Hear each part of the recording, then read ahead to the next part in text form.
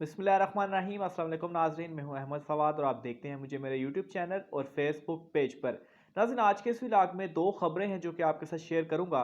सबसे पहली खबर तो ये है कि 6 दिसंबर को जो पीडीएम का एक फाइनल इजलास होना है, जिसमें फाइनल ये फैसला किया जाना है कि लॉन्ग मार्च, इस्तीफ़े, अदम एतमाद की तहरीक, इन हाउस तब्दीली,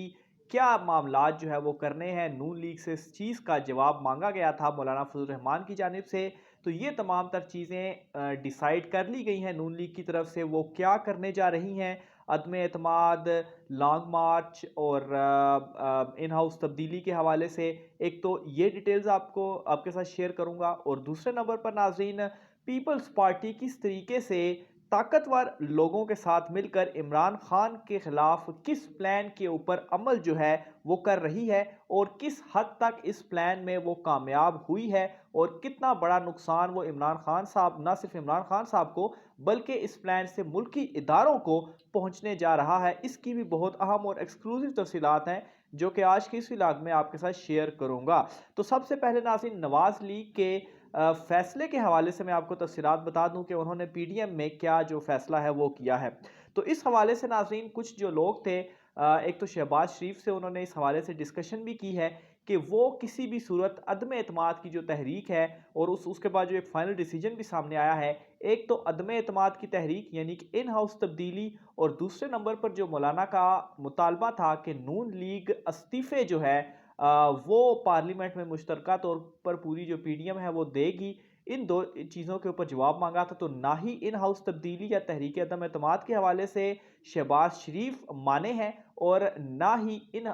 जो दूसरा इस्तीफ़ों वाला मामला है उसके ऊपर वो माने हैं। बल्कि शहबाज शरीफ अब ये चाह रहे हैं कि इस वक्त ख़ास तौर पर अगर मुल्क की इकॉनमी की सूरत हाल देखी जाए तो वो बहुत ही ज़्यादा ख़राब है, और अगर इस वक्त हुकूमत को वो कोशिशें करके गिरा भी देते हैं, और किसी तरीके से अपना उनका वज़ीर-ए-आज़म भी आ जाता है मुत्तहिदा अपोज़िशन का, तो जो इस वक्त इकॉनमी की सूरत हाल है वो किसी भी सूरत उनसे संभलने वाली नहीं है, और इसका उल्टा नुकसान उन्हीं को ही होगा। एक तो ये उनकी रीज़न है, और दूसरा ये कि अदम एतमाद की तहरीक खैर वो ला भी नहीं सकते। बहरहाल, जो दूसरे नंबर पर इस्तीफ़ों वाला मामला था उनके हवाले से भी फैसला हुआ है कि वो किसी सूरत इस्तीफ़े जो है वो नहीं देंगे। अलबत्ता लॉन्ग मार्च की शक्ल में वो अवाम में ज़िंदा रहने के लिए और हुकूमत पर दबाव डालने के लिए, और अगले इलेक्शन में अवाम को किसी तरह से वोट लेने के लिए कायल करने के लिए जो है वो लॉन्ग मार्च की सूरत में जो है वो प्रेशर अपना बनाते रहेंगे, अपना जो प्रोपेगेंडा है वो देते रहेंगे। और यूं मौलाना फजल रहमान का जो ये एक ख्वाबों का महल था, इसको नवाज लीग ने एक ही ठोकर से गिरा दिया है। तो पीडीएम की जो कहानी है वो तो यहाँ पर ख़त्म हो चुकी है, और इस हवाले से शहबाज शरीफ ने भी आज, खैर अगर आप उनकी प्रेस कॉन्फ्रेंस आप अगर सुने तो उसमें भी आपको इसी तरफ चीज़ों के जो इशारे हैं वो मिलते हैं। बहरहाल, इस चीज़ का फैसला जो एक हतमी अनाउंसमेंट है वो 6 दिसंबर को होनी है। बहरहाल, ये फैसला किया जा चुका है। दूसरे नंबर पर नाज़रीन, पीपल्स पार्टी बड़ी एक खौफनाक जो साजिश है वो कर रही है। दरअसल नाज़रीन, मामला कुछ इस तरह से है कि पीपल्स पार्टी की ये ख्वाहिश है कि इदारे जो हैं वो पाकिस्तान तहरीक इंसाफ से कोई 25-30 लोगों को तोड़े, और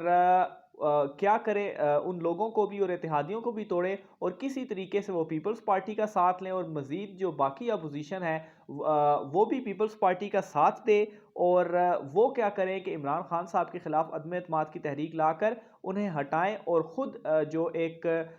मुत्तहिदा अपोजिशन के साथ मिलकर और पीपल्स पार्टी का वज़ीर-ए-आज़म जो है वो लेकर आया जाए, जिसको अमेरिका का भी जो, अगर आप कहें, एक आशीर्वाद है वो होगा। तो पीपल्स पार्टी की इस वक्त ये ख्वाहिश है, जबकि नाज़रीन जो अमेरिकी लॉबी है वो भी इस वक्त यही चाहती है कि जो रियासती इदारे हैं, या पीपल्स पार्टी जिस तरह से बिलावल भुट्टो जो अमेरिका के दौरे भी करते रहे हैं, कि वो पीपल्स पार्टी के साथ मिलकर पीएम को किसी तरीके से हटाएं और उनकी हुकूमत को ख़त्म करें, और जब इमरान खान साहब उनके रास्ते से हट जाएंगे फिर उनका जो सारा रुख होगा वो किसकी तरफ होगा, वो मुल्की इदारों की तरफ होगा। पहले मुल्की इदारों को मिलाकर इमरान खान साहब को हटाएं जो अमरीकी लॉबी इस वक्त सरगर्म है, फिर उसके बाद नई जो हुकूमत लाई जाएगी उसके बाद उन्हीं इदारों के खिलाफ जो है वो इदारों को निशाना बनाया जाएगा, और असल जो निशाना होगा उनका वो मुल्क की फ़ौज है। फ़ौज को वो किसी तरीके से चाहते हैं निशाना बनाकर इन्हें जो है वो हम कमज़ोर करें, क्योंकि अमेरिका जो ख़िते में इस वक्त कंट्रोल चाहता है, जो उनका एजेंडा है, वो इसी सूरत मुमकिन है। तो ये नाज़रीन एक बड़ी एक खौफनाक इश्यू है जो कि इस वक्त चल रहा है। लेकिन यहाँ पर नाज़रीन जैसा कि नवाज़ लीग ने ये फ़ैसला कर लिया है कि वो इन हाउस तब्दीली और इस्तीफ़ों के ऊपर नहीं मानेंगे, तो इसकी वजह से ये जो पीपल्स पार्टी का प्लान है, ये भी फ्लॉप होता हुआ नज़र आ रहा है। लेकिन यहाँ पर एक खौफनाक बात ये भी है कि चूँकि नवाज़ लीग में इस वक्त शहबाज और मरियम 2 ग्रुप्स चल रहे हैं, तो शहबाज ग्रुप का तो यही मानना है कि वो इस वक्त हुकूमत के हवाले से प्रेशर तो ज़रूर डालेंगे, अपनी चीज़ों को प्रोपेगेट करने की कोशिश तो ज़रूर करेंगे, लेकिन इन हाउस तब्दीली की तरफ वो नहीं जाना चाहते। लेकिन दूसरी तरफ जो नवाज़ ग्रुप है या मरियम नवाज़ जो हैं, वो इन तमाम चीज़ों के लिए तैयार है और वो ये चाहते हैं कि इन हाउस तब्दीली हो या अर्ली इलेक्शन जो है, हाँ, अर्ली इलेक्शन की जहाँ तक बात आती है तो वहाँ पर किसी तरीके से शहबाज शरीफ को भी इस बात के ऊपर वो भी रज़ामंद है कि चलें अगर नए इलेक्शन होते हैं तो नए सिरे से एक जो हुकूमत है वो बनाई जाएगी। लेकिन इस वक्त जो ये मामला चल रहे हैं, एक तो 6 दिसंबर से और दूसरा ये जो पीपल्स पार्टी के है वो मैंने आपके सामने रख दिए हैं। अब इमरान खान साहब इन चीज़ों को तमाम तर चीज़ों को जो है वो किस तरीके से टैकल करते हैं। एक तो मुल्क की जो माशी सूरत हाल है वो बिलाशुबा ओवरऑल दुनिया में देखा जाए तो इस वक्त जो पेट्रोल की कीमतें हैं या महंगाई को देखा जाए तो पूरी दुनिया में इस वक्त बढ़ रही है। लेकिन अगर आप एक आम आदमी की बात करें तो आम आदमी को शायद ये जो चीज़ें हैं वो इनको अंडरस्टैंड करने के लिए तैयार नहीं है। अलबत्ता कोशिशें तो भरपूर की जा रही हैं हुकूमत की जानिब से कि रिलीफ फराहम किया जाए, लेकिन इस चीज़ को जो है वो वक्त लगेगा। और मज़ीद ये जो इस वक्त ख़ास तौर पर दिसंबर में ये जो तमाम तर मामलात किए जा रहे हैं, ये किस रुख की तरफ बैठते हैं और इमरान खान साहब इसको किस तरीके से टैकल करते हैं, इस हवाले से आइंदा आने वाले दिनों में जो भी तफसीलात होंगी वो आप नाज़रीन के साथ हम शेयर करते रहेंगे। आपने अपनी राय का इजहार जो है वो लाजमी करना है। ख़ास तौर पर ये जो नवाज़ लीग है, इसमें ये जो चल रहा है या जिस तरह से शहबाज शरीफ का ये फ़ैसला है, ये कितना बड़ा डेंट होगा मौलाना फजल रहमान के लिए, क्योंकि पीपल्स पार्टी जो थी वो जब अलहदा हुई थी तो उस वक्त नवाज़ लीग ने बहुत ज़्यादा शोर किया था और मामला क्या हुआ था कि वो इस्तीफ़े देने के लिए तैयार नहीं थी। लेकिन आज नवाज़ लीग खुद ही ये कह रही है कि हम भी आज इस्तीफ़े